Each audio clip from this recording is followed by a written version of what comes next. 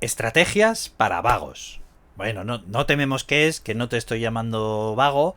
La idea es que, fíjate, nuestro cerebro, más que a la acción, tiende a la vagancia, a que todo le resulte fácil. Entonces, tenemos que implementar una serie de estrategias y de rutinas para sacarlo de ahí. Por eso muchas veces nos cuesta tanto ponernos a funcionar. Bueno, fíjate, el primer truco que te dejo es el truco de los 5 minutos. A nuestro cerebro le aterran las tareas inacabadas. Entonces, ¿cómo podemos engañarle? Fíjate, aunque te esté dando mucha pereza ponerte a hacer algo, ponte como objetivo estar con la tarea, con el estudio en este caso, o con, imagínate, una primera prelectura o el subrayado que tengas que hacer, o un esquema, o memorizar, me da igual, la actividad que tengas que hacer, que tendríamos que concretarla, ponte como objetivo estar al menos 5 minutos, que ese sea tu objetivo. ¿Vale? Como a nuestro cerebro le aterran las tareas inacabadas, muchas veces sin darte cuenta lo que te va a pasar es que el cuerpo te va a pedir seguir. O aunque pares en esos 5 minutos, enseguida volverás para completar las acciones. Si además nos ayudamos haciendo que la tarea con la que empezamos sea relativamente fácil, te funcionará todavía más la regla de los 5 minutos. Bueno, por eso es muy importante que encuentres tus estrategias. No a todas las personas nos sirve lo mismo, ni nos motiva lo mismo. Entonces tenemos que encontrar, como decíamos, buenas estrategias para ponernos a funcionar. Fíjate que el orden no siempre es el objetivo. El hacer las cosas desordenadas, al revés, nos puede paralizar, porque sobre todo las personas muy perfeccionistas, hasta que no pensamos que tenemos todo perfectamente ordenado, planificado y que todo debe seguir un orden correcto, pensamos que no tenemos derecho a ponernos a funcionar o que no va a tener sentido que nos pongamos a trabajar. El objetivo muchas veces es ponerse a caminar y el orden luego sale solo, a las cosas se le van dando forma solas. Te pongo un ejemplo sobre una cosa que yo he experimentado este año, y que tiene que ver mucho con esto de las estrategias. Fíjate, yo durante el confinamiento me propuse una idea muy loca. Se me habían caído un montón de proyectos que tenía durante esos meses y dije, bueno, ¿cómo puedo aprovechar el tiempo?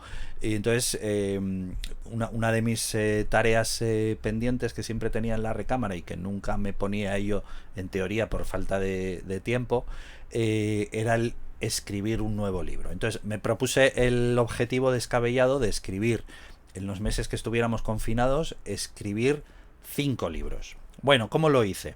Fíjate que al principio estuve un poco perdido porque yo pensaba, pues pensando de una forma, como nos suelen enseñar a pensar de forma lógica y ordenada, pues que a lo mejor tenía que elegir un libro, hacer primero una estructura muy detallada, saber por dónde tengo que empezar, tener el orden de los capítulos. Bueno, me costó mucho empezar de esa manera. No conseguía, había días que prácticamente no conseguía escribir nada, la desmotivación era constante. Bueno, a base de ensayo y error que descubrí que el objetivo realmente era ponerse a escribir. El objetivo no tenía nada que ver ni con el orden, ni con la estructura, ni con nada más. El objetivo era ponerse a escribir y a partir de ahí luego surgirían otras cosas. Pero claro, si el objetivo tan descabellado de escribir 5 libros puede parecer, pues alguno tendré que elegir para empezar. Bueno, solucioné todos mis problemas de esta manera. Fíjate, me abrí una carpeta que se llamaba algo así como almacén de capítulos.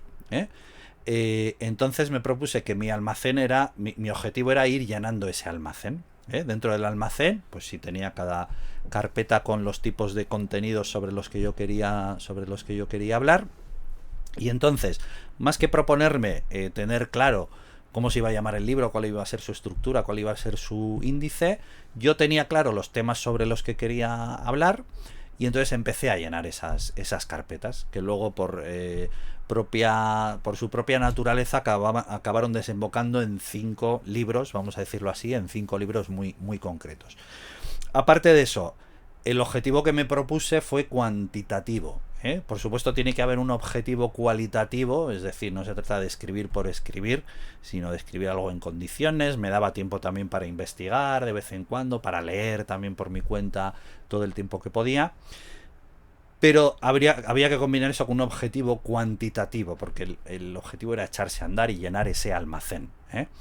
Me propuse un objetivo de 5.000 palabras al día. Al principio me propuse un objetivo de capítulos, pero vi que esto no era tan efectivo porque te puedes hacer trampa fácilmente, ¿no? Bueno, este capítulo me ha quedado más o menos bien, aunque he escrito poco, pasamos al siguiente. No, me propuse un objetivo cuantitativo que fuera igual, un objetivo mínimo, que fuera igual todos los días. Descubrí que podía escribir 5.000 palabras al día en una jornada, dedicándole prácticamente toda la jornada, pero descubrí que podía hacerlo perfectamente. Estuve durante unas semanas que las recuerdo con bastante cariño, cumpliendo ese objetivo sin desviarme de él, salvo excepciones, ¿vale? Y durante 5 meses creo que no he generado un volumen tal de producción, vamos a llamarlo así, en pocas épocas de mi vida. La clave, te cuento todo este rollo porque creo que la clave está en encontrar una buena estrategia, no en tanto en seguir un orden o tenerlo todo en condiciones para poder empezar, porque eso muchas veces lo que hace es simplemente retrasar que nos pongamos a trabajar. A partir del trabajo, esto no significa que o sea, no estoy diciendo que tengamos que hacer algo así como la acción por la acción, no estoy diciendo eso, tiene que haber un componente cualitativo, pero que no tenemos que esperar a que todo esté en las condiciones óptimas para poder empezar. No, podemos empezar absolutamente de forma desordenada como empecé yo, ¿vale? Y luego ya le daremos orden, ¿vale? Bueno, pues tenemos que encontrar, por supuesto, buenos qués, pero es importantísimo encontrar buenas estrategias, buenos comos. Encuentra tu cómo. Al final, yo esto que te he contado me sirvió a mí. Cuidado, no estoy diciendo que te tenga que servir a ti. ¿Vale?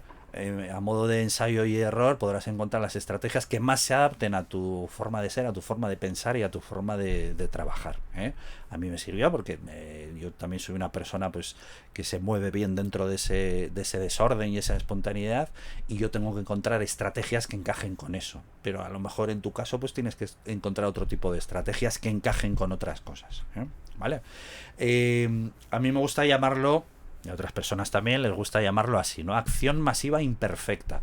El objetivo no está en tenerlo todo perfecto para poder hacer una acción perfecta, sino en hacer bajo unos criterios mínimos. Por supuesto, no se trata de hacer por hacer, no estoy diciendo eso, ¿vale? Sino que hagamos y sobre la marcha todo se va perfeccionando y todo va teniendo una estructura, como verás. Por eso, lo que te decía, combinamos lo cualitativo, el hacer algo bueno, pero desde lo cuantitativo. Esta es la idea que más me gusta, ¿no? Combinamos el hacer algo bueno, no es el hacer por hacer, pero desde lo cuantitativo, El objetivo tiene que ir mucho por hacer, ya le darás luego orden, ¿vale? Bueno, cosas que tienen que ver con esto y que nos pueden ayudar, fíjate, esto es una ley de Parkinson, una ley de gestión del tiempo que a mí me parece fundamental. La ley de Parkinson dice algo así, que tendemos a hacer compleja una tarea en la medida del tiempo de que disponemos para hacerla. ¿Qué quiere decir esto?